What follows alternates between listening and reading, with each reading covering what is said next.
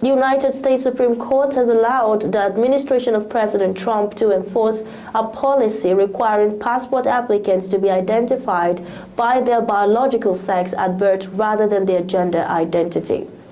The decision marks another setback for transgender and non-binary Americans from the conservative majority court, which includes 3 justices appointed by President Donald Trump following his return to office in January. President Trump signed an executive order recognizing only 2 genders, male and female, and ending the use of the X gender marker that was introduced in 2021 under President Joe Biden.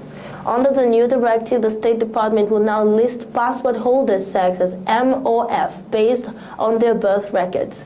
The American Civil Liberties Union, ACLU, challenged the order, and the district court had previously directed the State Department to continue issuing X passports. However, the Supreme Court's brief unsigned order on Thursday allows the Trump policy to remain in effect while the case proceeds through the lower courts. The court stated that listing a passport holder's sex at birth no more offends equal protection principles than displaying their country of birth, describing the information as a historical fact rather than discriminatory treatment. The 3 liberal justices dissented from the ruling.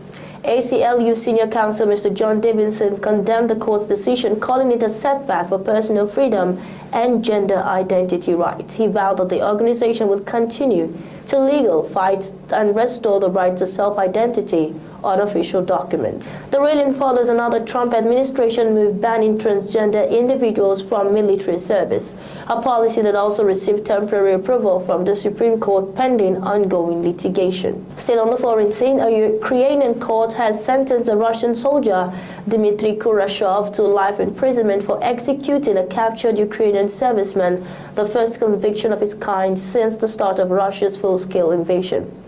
The Ukrainian Prosecutor General's Office and Security Service said on November 6 that a court in Zaporizhia found the 27-year-old guilty of shooting Vitaly Hondyuk, an unarmed Ukrainian soldier, at point-blank range.